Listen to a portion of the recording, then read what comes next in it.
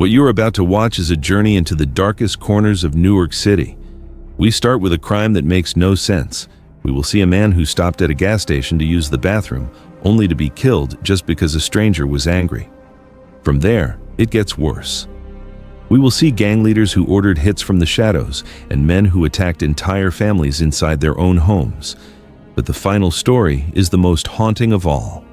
We will look at an abandoned house where 5 teenage boys went missing, lost in a fire that kept the truth hidden for 30 years. This is the true face of violence in Newark. Let's begin. Case number 1 is that of Kendall Book Howard.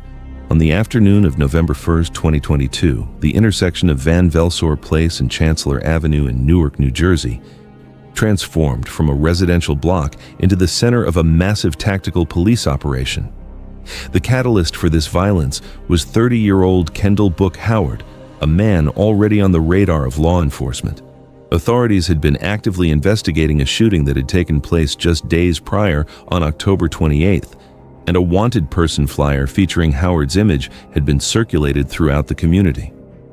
It was this community awareness that sparked the initial confrontation.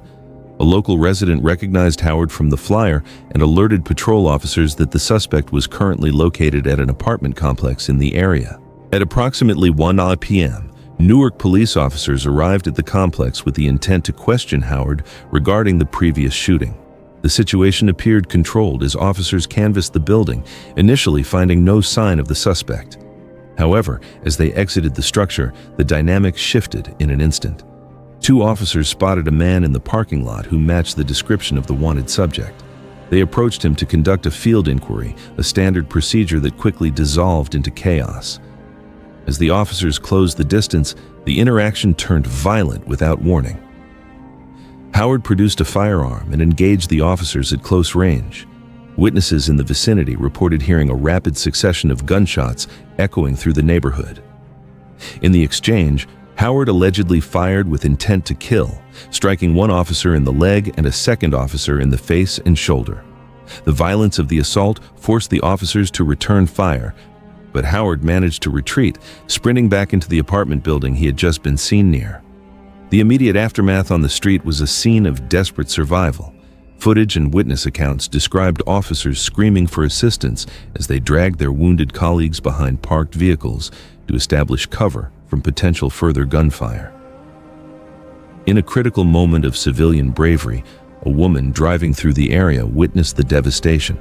She halted her vehicle, exited, and used her own jacket to apply pressure to the neck wound of one of the injured officers, an act that authorities later credited with helping to save his life.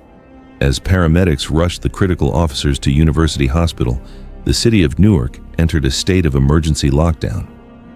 The realization that an armed shooter who had just targeted police was barricaded inside a residential complex triggered a massive multi-agency response. The manhunt that ensued involved the Federal Bureau of Investigation, the Bureau of Alcohol, Tobacco, Firearms and Explosives, the U.S. Marshals Service, and Homeland Security. For 7 hours, heavily armed tactical teams systematically cleared the apartment complex. They swept every floor, checked every unit, and secured the perimeter. Yet by nightfall, they had found no trace of Howard. The working theory was that he had somehow managed to slip through the dragnet during the initial chaos. However, the investigation persisted through the night, and on the morning of November 2nd, roughly 24 hours after the shooting, police returned to the same building. In a shocking lapse of the initial sweep, officers discovered Howard hiding in the basement of the very complex he had retreated into. He was taken into custody without further incident, ending a day of terror for the local residents. Following his capture, prosecutors levied severe charges against Howard, including 2 counts of attempted murder, unlawful possession of a weapon, and possession of a weapon for an unlawful purpose. At his detention hearing on November 9, 2022, Howard pleaded not guilty and was ordered detained, with the courts emphasizing the extreme danger he posed to the community. While the officers survived their critical injuries, the incident stands as a stark documentation of how quickly a routine inquiry can escalate into a life-or-death struggle. Case number 2 is that of Jeffrey Holland. The violent rampage of Jeffrey Holland across Essex County in January 2016 stands as one of the most calculated and brutal sequences of domestic violence in Newark's recent history. Within a span of 48 hours, the 30-year-old resident of East Orange executed a plan that claimed the lives of 3 individuals connected to his romantic past: his current girlfriend, his former partner, and her new companion. The crimes were not impulsive outbursts of momentary rage, but rather a progressive escalation of violence that investigators later pieced together through a trail of physical evidence and digital footprints. The sequence of events began on January 29, 2016, inside the Newark apartment of 21-year-old Tinaquah Rouse, a woman with whom Holland had been in a tumultuous relationship. According to forensic reports and prosecutorial evidence presented later, Holland entered Rouse's residence and initiated a fatal assault. The method of killing was intimate and prolonged. He strangled Rouse before drowning her in the bathtub of her own home. The callousness of the crime was further illuminated by his actions immediately following the murder. Before fleeing the scene, Holland took Rouse's 5-month-old infant, a child unrelated to him, and placed the baby inside a closet, covering the child with mounds of clothing. This act left the infant hidden and abandoned near the body of his mother, though fortunately, the child was discovered alive by authorities the following day. While detectives were in the initial stages of processing the scene at Rouse's apartment, Holland had already moved on to his next targets. On the morning of January 30th, just one day after the first murder, he traveled to a separate residence in Newark occupied by his ex-girlfriend, 23-year-old Ashley Jones, and her new partner, 28-year-old Gerald Marshall. The relationship between Holland and Jones had been fraught with conflict, evidenced by the fact that they had filed restraining orders against one another prior to the incident. Holland arrived at the apartment armed and determined to breach the premises. He forced the apartment door open, bypassing the security locks, and immediately opened fire. The attack on Jones and Marshall was carried out with overwhelming force in the presence of 3 young children, some of whom were Holland's own biological offspring. A neighbor in the building later testified to hearing a rapid volley of 6 to 8 gunshots echoing from the unit before the hallway fell silent. Responding officers arrived to find a scene of carnage. Both Jones and Marshall had sustained multiple gunshot wounds and were pronounced dead at the scene. The surviving children were physically unharmed but were found in close proximity to the bodies, having witnessed the execution of their mother and her partner. The investigation that followed was swift and relied heavily on digital forensics. Detectives from the Essex County Prosecutor's Office traced Holland's movements through surveillance footage that placed him near both crime scenes at the times of the murders. Furthermore, an analysis of his mobile device revealed a chilling premeditation. Search history logs showed that Holland had been researching the penalties for murder in New Jersey shortly before carrying out the attacks. He was apprehended in East Orange on February 2, 2016, following a brief manhunt. During the subsequent legal proceedings, Holland attempted to claim that the drowning of Tinaquah Rouse was accidental and denied involvement in the shooting of Jones and Marshall. However, the weight of forensic evidence, including ballistics in the digital timeline, dismantled his defense. On December 12, 2018, an Essex County jury returned a guilty verdict on 18 counts, including 3 counts of murder, desecration of human remains, and multiple weapons offenses. The court delivered a sentence designed to ensure he would never return to society. Jeffrey Holland was sentenced to 190 years in New Jersey State Prison. Under the No Early Release Act, he must serve approximately 158 years before becoming eligible for parole. Case number 3 is that of Jeremy Arrington. On Saturday, November 5, 2016, a residence on Hedden Terrace in Newark became the site of a massacre driven by a motive that highlights the lethal intersection of social media and street violence. Jeremy Arrington, a 31-year-old man well known to the family inside, targeted the home not for financial gain, but for retribution.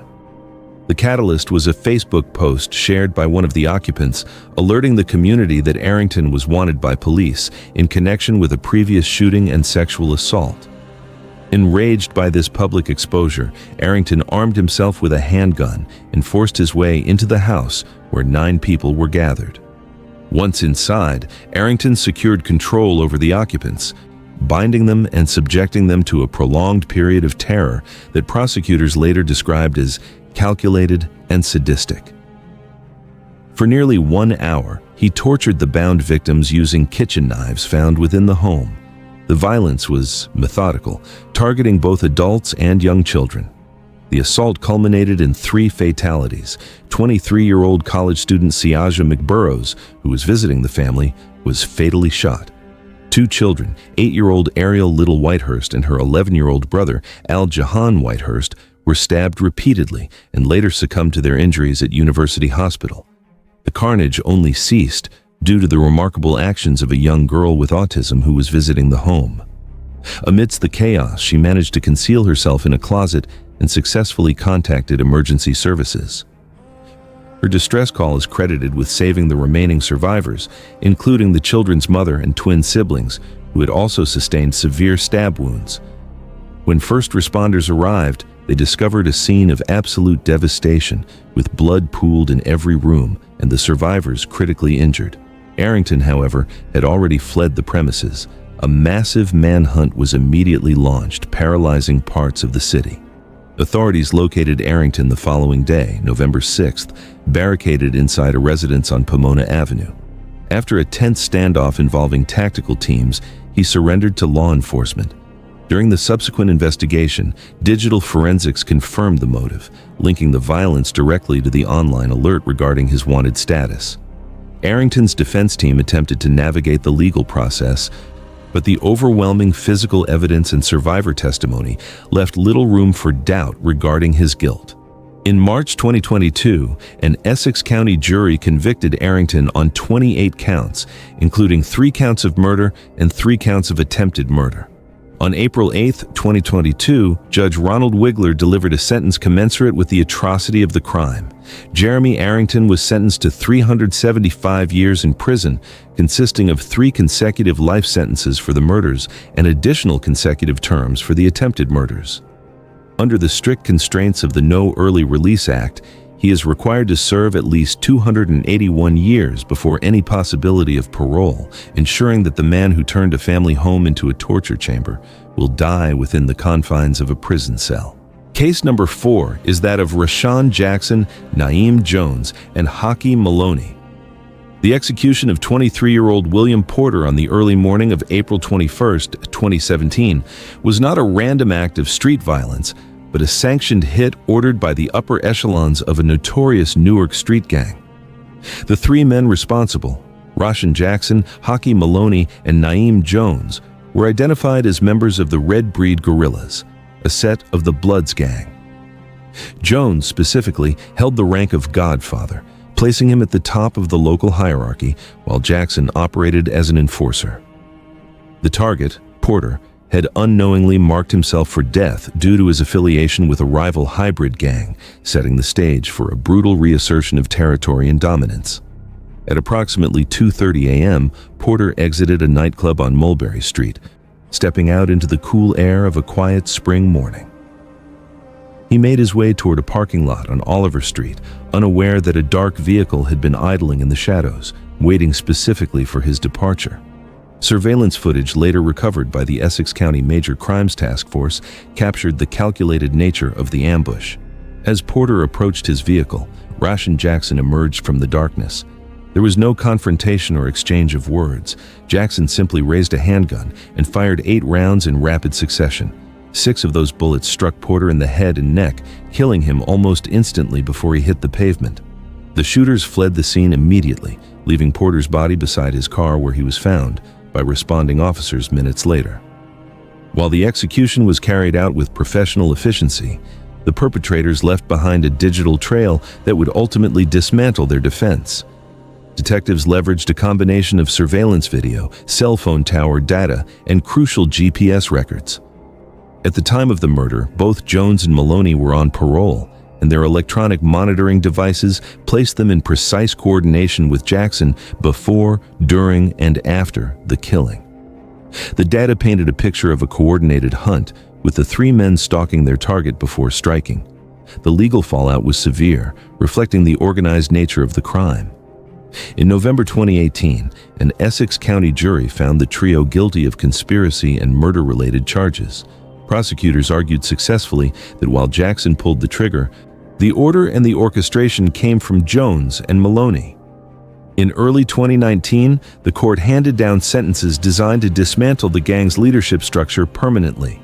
Rashawn Jackson and Naeem Jones were each sentenced to life in prison. Hockey Maloney received a 70-year sentence. Under the No Early Release Act, all three men are effectively removed from society for the remainder of their lives, ending their reign over the neighborhood they once controlled through fear. Case number 5 is that of Christopher Poole. On the morning of April 26, 2018, the fragility of life on the streets of Newark was exposed by a murder committed for a reason so trivial that it baffled even seasoned homicide detectives. The victim was 27-year-old Rashido J. Olabode, a Nigerian immigrant and local photographer who was simply running errands with friends. The perpetrator was 26-year-old Christopher Poole, a known gang member with a criminal history that included 15 prior arrests. The motive was not robbery, gang rivalry, or a long-standing feud. It was a momentary burst of anger over a perceived sign of disrespect regarding where the victim chose to relieve himself. Around 10:45 a.m., Olabode and his friends were driving near South 20th Street, unable to find a restroom. Olabode asked the driver to pull over so he could urinate behind their vehicle. It was a mundane, desperate act, but it occurred directly across the street from where Christopher Poole resided. Witnesses and surveillance footage later confirmed that Poole spotted Olabode and became instantly enraged. Instead of shouting a warning or ignoring the minor infraction, Poole walked deliberately into his residence. He was not retreating. He was retrieving a weapon. Moments later, Poole re-emerged from the house armed with a handgun. He crossed the street with a steady, lethal purpose. Realizing the danger, Olabode attempted to de-escalate the situation. Witnesses described him raising his hands in a universal gesture of surrender, signaling that he was unarmed and posed no threat. Poole ignored the plea. At close range, he raised his weapon and fired a single precise shot into Olabode's chest. The violence was stark and efficient. As Olabode stumbled back toward his car, clutching his chest, Poole did not run. Surveillance video captured him calmly, turning around and walking back to his house as if nothing of significance had occurred. Olabode's friends, in a state of panic, drove frantically down South 18th Street until they flagged down a patrol officer. Despite being rushed to University Hospital, the damage to his heart and lungs was catastrophic, and Olabode was pronounced dead less than an hour later. The investigation moved quickly, primarily due to the brazen nature of the crime. The entire encounter had been captured on high-quality security footage, which allowed detectives from the Essex County Prosecutor's Office to identify Poole almost immediately. During the trial in December 2019, the defense could offer no justification for the shooting. The video evidence was irrefutable, showing an unarmed man with his hands in the air being executed for a minor nuisance. On February 5, 2020, Judge Ronald Weigler handed down a sentence meant to ensure Poole would never again have the opportunity to kill over a slight grievance. Christopher Poole was sentenced to life in prison, plus an additional 10 years for weapons offenses. Under New Jersey law, he must serve at least 63 years before he is even eligible to stand before a parole board. Case number 6 is that of Tyan Armour, Reynold Henderson, and Isad Jackson. The murder of 22-year-old Dedrick Bracey on March 8, 2021, stands as a grim testament to the consequences of unmonitored freedom. The crime was not a spontaneous altercation, but a coordinated hunt carried out by 3 men, Tyan Armour, Reynold Henderson, and Isad Jackson, who prowled the streets of Newark in a stolen luxury vehicle, searching for a target. What makes this case particularly harrowing is the background of the perpetrators. Detectives later confirmed that 2 of the men, Armour and Jackson, had recently been released early from state prison under COVID-19 public health emergency protocols. They had been granted a premature second chance at life, which they immediately used to end someone else's. The sequence of violence began earlier that day in the quiet suburb of Westfield, where a BMW X5 was stolen from a residential driveway. This vehicle became the instrument of the attack. Throughout the morning, the three men navigated the stolen SUV through the streets of Newark, eventually turning onto St. Paul Avenue. It was there, in broad daylight, that they spotted Bracey walking alone. The vehicle slowed with predatory intent. Without a word being exchanged, the silence of the afternoon was shattered as Armour and Jackson opened fire from the windows. The assault was overwhelming. Ballistics reports later indicated that 13 rounds were fired in rapid succession, striking Bracey multiple times and leaving him dying on the pavement between parked cars.